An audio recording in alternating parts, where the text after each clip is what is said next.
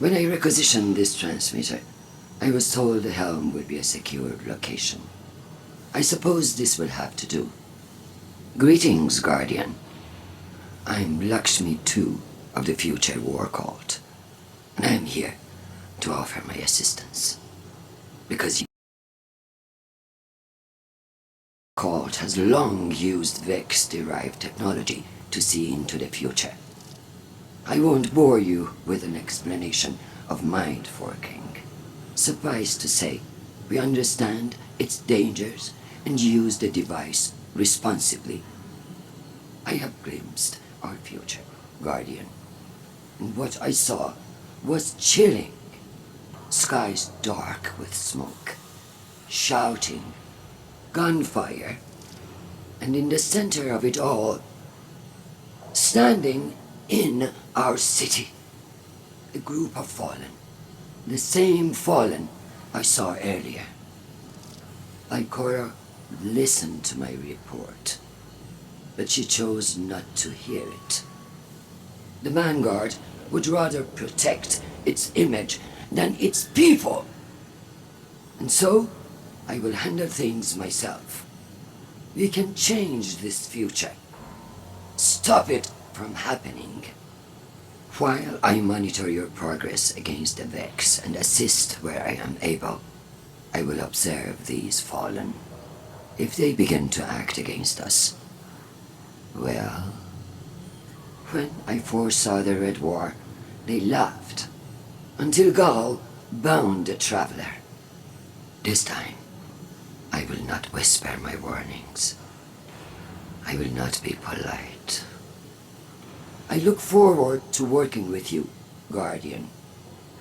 Together, we can protect our city from all who would wish it harm.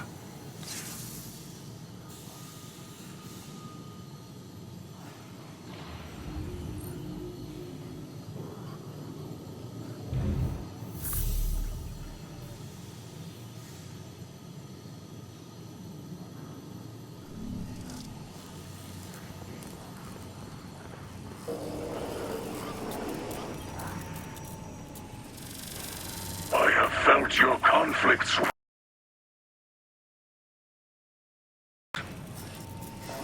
This area is a crossroads. Many threads connect this city to the Vex.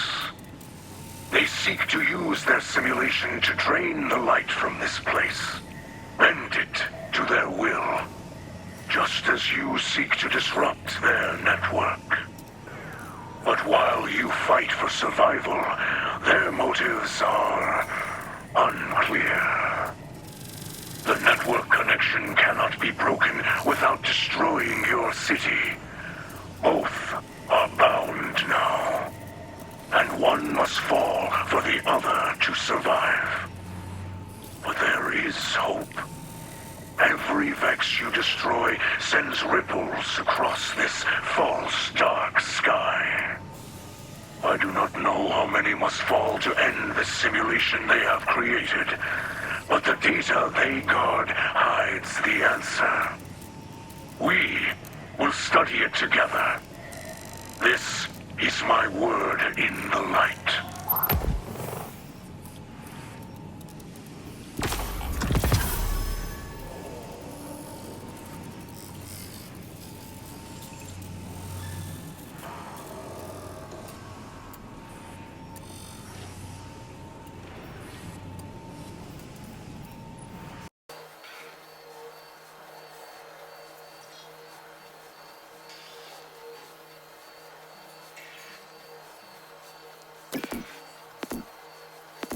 The last city has always been a place of refuge. For centuries, the vulnerable have found shelter and security under the watchful eye of the traveler. Now, it seems that includes fallen. Once they sieged our walls, and now Ikora Ray throws open the gates. A charitable act from a compassionate leader. But is it the right thing to do? Can we really spare the energy and resources to shelter our enemies while we are under Vex attack? Can we afford to extend a peaceful hand to those who might bite it. As leader of the future war cult, I have foreseen violence and strife within our walls. This is not the first time. I warned you all of Gaul before the Red Legion took our city during the Red War. I am warning you again now. Are these newcomers the cause of our visions? That we do not yet know. What we do know is that the Vanguard owes the people an honest and transparent explanation.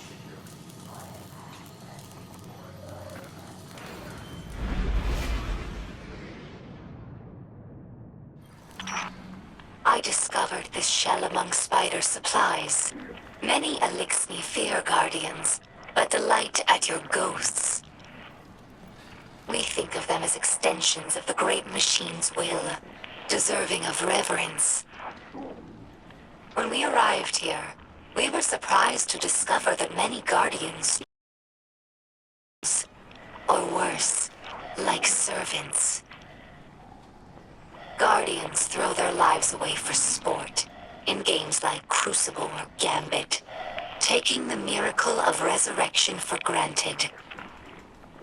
As if ghosts needed the humans and not the other way around. Eliksni have had their blessings from the Great Machine, it's true, but we've never known the power that ghosts grant. Eliksni became guardians.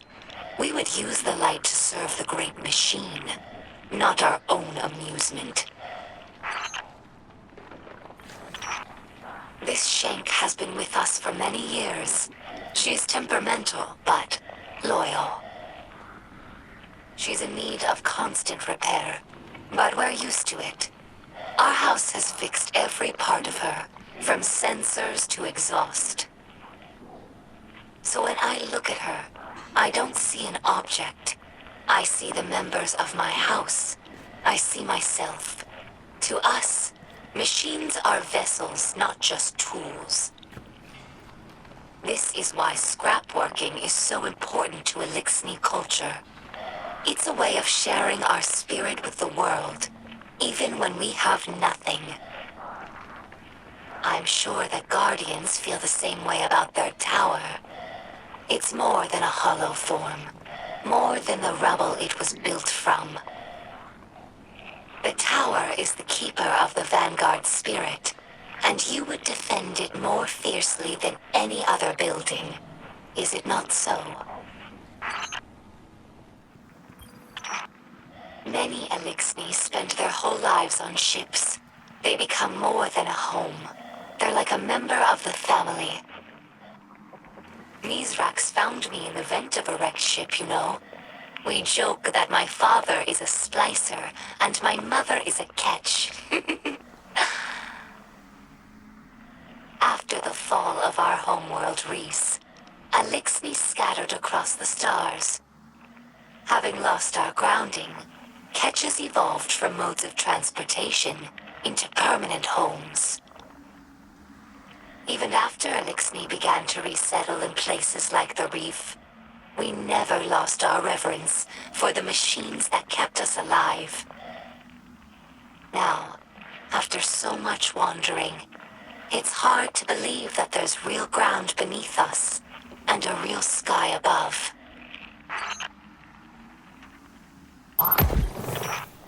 Hello, my name is Ido.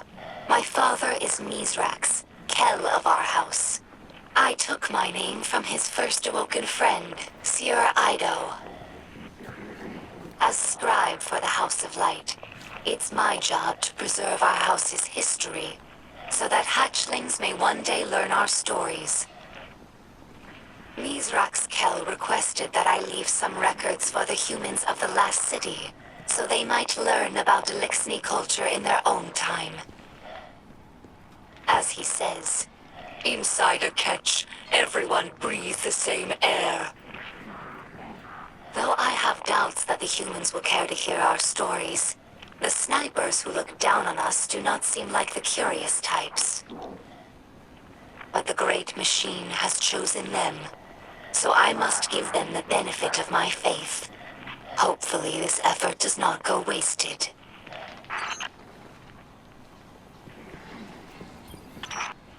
Humans think of ether as food for Eliksni, a form of sustenance. That's only partially true. Ether also catalyzes physical maturation and promotes molting. In that sense, it's like hormones in human adolescence. In a world of unlimited ether, like Rees before the whirlwind, all Eliksni look like captains. That's our final form. Most Eliksni you see now are underdeveloped. They're forever stunted by ether rationing, which began as a necessity and gradually evolved into a mechanism of social control. Now, ruthless leaders like Spider use the distribution of ether to keep their followers dependent. If Eliksni are ever to live in peace, we must make ether available to all, regardless of rank.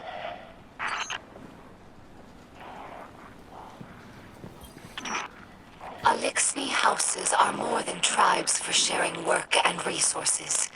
They also represent living philosophies. In many ways, the House of Light is traditional. We worship the Great Machine and we embrace ancestral roles like splicers and scribes. But in other ways we're different. My father Mizrax is Kel of our house, but he does not act as past Kels. He does not take more than his share of ether, and he does not punish by docking limbs. These are radical, but popular ideas in our house. However, Mizrax Kel also believes in peace and cooperation with humanity. This is less popular. Everyone in our house has seen Eliksni killed by guardians. Not just warriors, but innocents and hatchlings. I lived for many years among the Awoken, and understand that humans do good things as well. Sometimes. But the others in the House of Light have not been so lucky in their allies as I have. It will take time to earn their trust.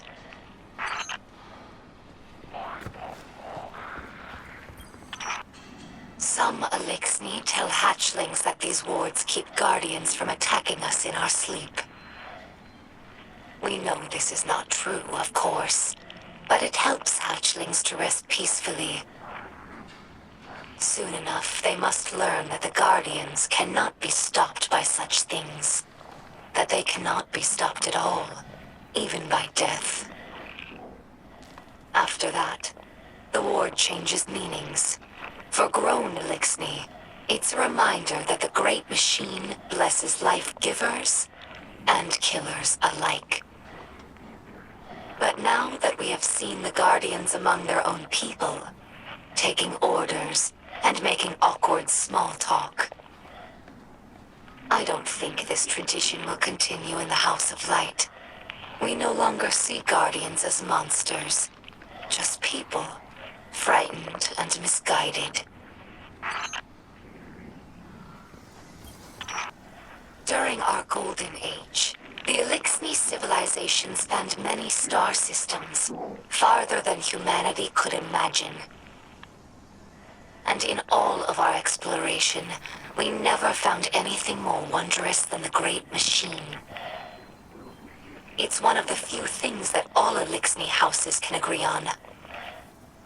That's why shrines like these are made of many small pieces. Each bit was added by a different house. It's a tradition that lasted generations. Most of those houses are now extinct, and their members are scattered. It's funny. I revered the Great Machine all my life, without ever having seen it. And now that it's right overhead, I still look to this shrine for comfort. Here lies the remnants of Kel's Scourge, a dark period in Eliksni history.